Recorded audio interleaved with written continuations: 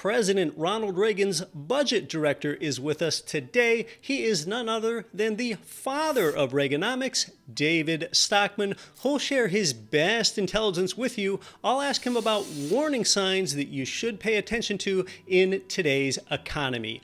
Hi, I'm Get Rich Education host and Forbes Real Estate Council member Keith Weinhold with the father of Reaganomics today. We're talking with the father of Reaganomics. His name is David Stockman, President Reagan's budget advisor.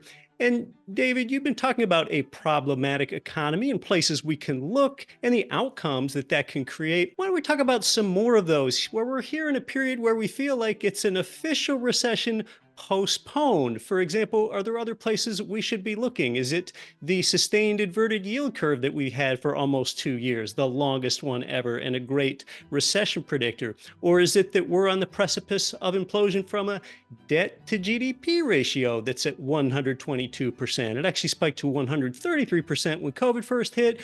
Or for example, is it something, and you've already touched on it a bit, is it more with that federal spending on our debt's interest payments alone each year, which at almost $900 billion for that interest line item, that now even exceeds the massive $800 billion that we spend each year on national defense? Or should we be looking at somewhere else? So what's out there that's really problematic and what's overblown? Okay, that's great. And all of those things you mentioned, you should be looking at. It depends on your time frame. But I think on the initial question, where is this postponed recession? Why hasn't it happened? The place to look is somewhere that I think most Wall Street analysts aren't focused on, but they should be. And that's a series published by the Federal Reserve that tracks household balance sheets. In other words, liabilities and assets, but there's a particular series that I think is critically important to look at, and it's basically bank deposits, checking accounts, savings accounts, plus money market funds. This is all the liquid cash accounts of the household sector, not long-term investments in real estate or stock or bonds, but the short-term money. It's the spendable money that households have. Now, what happened during the pandemic and lockdowns and then the $6 trillion of stimmies that were, injected into the economy, like some kind of fiscal madness was going on in Washington, created a total aberration in the amount of cash in the economy, in the household sector, in these accounts that I've just mentioned. Normally, right before the lockdown started and the stimulus was injected, the level of cash accounts was about 12 trillion. Within 2 years, it was up to 18 trillion, okay? And normally, that cash balance grows about the same rate as the economy. In other words, as incomes go up, people save a small share of their income. It goes into various bank accounts. And so there tends to be a lockstep relationship. But what happened during that 2-year period was there was so much extra cash sent out to the households with the $2,000 checks and the $600 a week extra stimulus money. And then the trillions that went, for things like the Small Business Administration loan program, which was all forgivable. It was about almost upwards of $1 trillion. And, we could itemize all the others. But this enormous government unusual cash flow into the economy added to these bank accounts enormously. And then something else happened. The geniuses in Washington decided to shut down half of the service sector of the economy. I'm talking about restaurants and bars and gyms, right, and malls and movies and all the rest of it. So all of a sudden, the normal money that people would have been spending on the service venues, which is a big part of total spending, was stopped. It was kind of forced into artificial savings, sort of government mandated savings. Now, if you put the two together, there was about 2 trillion of extra transfer payments sent out to the public during that 2-year period. And there was a little over 1 trillion of normal service spending, at restaurants and et cetera, that didn't happen because there was a closed sign on the door. If you put the extra free stuff from the government, 2 trillion, and the forced savings because of these lockdowns, trillion. You have 3 trillion of unusual cash that flowed into the economy on top of the normal production and income and profits and spending that would have otherwise gone on. Now, that 3 trillion temporarily ended up in this account that I'm just talking about, the cash balances of the household sector. At its peak, there was about 2.8 trillion extra compared to what would be the normal case on, in a regular economy, in a normal economy. That money has been slowly spent down by the household sector, even as the Fed has tried to put the screws to the economy. In other words, there was so much extra cash in the system that even as the Fed raised interest rates from 0 to 5% and did their darndest to slow things down, all of that excess that was built up during the pandemic period was available to spend. It was spent. And here's the key point. About half of it has now been spent. In other words, there's only about a trillion and a half of the near 3 trillion left. Now, that is what's delayed the recession. If that big, massive 3 trillion nest egg hadn't been there, and the Fed began to push rates up as it normally did in a normal cycle, we would have been in recession months ago. But what has delayed or deferred the recession is this cushion, this huge macro piggy bank of cash that the government inadvertently or advertently, as the case may be, generated during the pandemic period. So that's new. See, that nobody looks at that because normally it's not a factor. The cash balances are a pretty prosaic, neutral part of the economy. They're not where you look for the leading edge of where the cycle is going or where new developments may turn up tomorrow. But this time, because of this total aberration of what happened to government transfer payments plus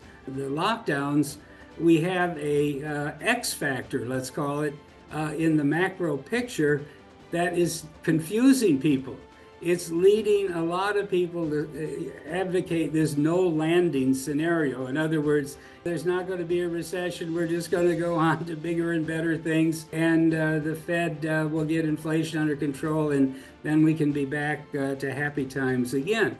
No, they're missing the elephant in the room is this massive, aberrational, unusual one-time cash balance that was generated by these policies and that still has a little ways to go. Now, I think at the rate it's being run down, you can almost calculate it, a couple $100 billion a quarter. Sometime next year, all of that extra cash will be out of the system, and then people will be back to spending only what they're earning. And frankly, earnings are not, I'm talking about wage and salary earnings, are advancing barely at the inflation rate at the present time. So when we get back to about zero real growth in earnings, we're going to finally see the recession. I think one of the big takeaways here is that all these artificial economic injections really take time to unwind. Exactly. You have to look at, they always say, well, when the government changes policy, fiscal policy, you tighten or you loosen, or monetary policy, they raise or lower interest rates, or, they got QE or they got QT, putting money in or taking money out, that there's lag and lead times in all of this. The problem is none of the great economic gurus who talk about this really know whether the lag time is 12 months, 25 months, Right. 50, or 5. And it varies. I mean, the circumstances change so much in a world GDP of 104 trillion, a domestic economy with 28 trillion of GDP, and all the complex factors that are moving back and forth in today's world, especially as it's enabled by technology and global trade and the internet and all the rest of it. Nobody knows the lag times. And as a result, it's very hard to predict when the brown stuff is going to hit the fan, so to speak. On the other hand, you don't have to know the exact date you really need to understand the direction, the flow of things. And if you're in an environment that isn't sustainable because you're borrowing like crazy, or interest rates are artificially low, or stock price multiples are way the hell too high, or cap rates on real estate are, aberrantly low, then what you have to say is we're going to a different state.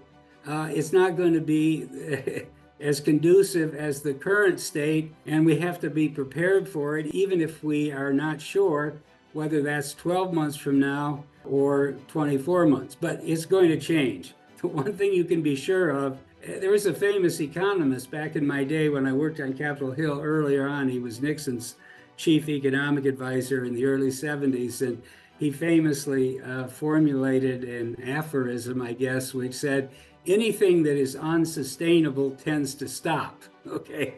Yeah. So that's what I know about the lag times. We're in an unsustainable financial, fiscal, and monetary environment. And the trends that it has given rise to are going to stop, and not in a good way.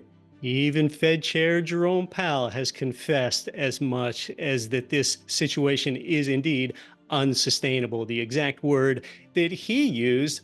Well, David, this has been great. In winding down, as Ronald Reagan's budget director, can you share any anecdote, story, or quote from you spending time personally with Ronald Reagan? And the reason I ask is because he is perhaps the most revered president of the past few generations. That might mean a lot to our listeners here. Yeah, well, he should be revered, and not only because he was a great president and a great communicator and did a lot of important things in policy. Some of them got implemented, and a lot of them were frustrated by Washington and the politicians and the Democrats and everybody else. But also, he was a great human being. And my story about that was when I was budget director in the 5th year of the Reagan administration, we had our first child, and my wife was in the hospital. At that point in time, President Reagan was in Europe on a very important, big international series of meetings, but somebody in the White House told him that our daughter had been born. And so he took the time out of his schedule for a call from Germany, the hospital where my wife was, and said he would like to talk to her and congratulate us on our new arrival. But my wife was in a room with shared a room with another new mother. The other person answered the phone, and she said to my wife, "There's some joker on the phone who says it's President Reagan." And sure enough, he was there, and he took the time to congratulate my wife and us. So that's the kind of person he was. He really was a great human being. Wow. Yeah, that really shows that he can still be warm and heartfelt even while doing some key international negotiations there, potentially. David is a regular author and contributor to his Contra Corner blog and letter, and you can get access to that for free. This is information coming from the father of Reaganomics to you if you think you would find it of value. David, tell us how our audience can connect with you there. Well, I think it's very easy. You just Google David Stockman's Contra Corner. You can watch this one next.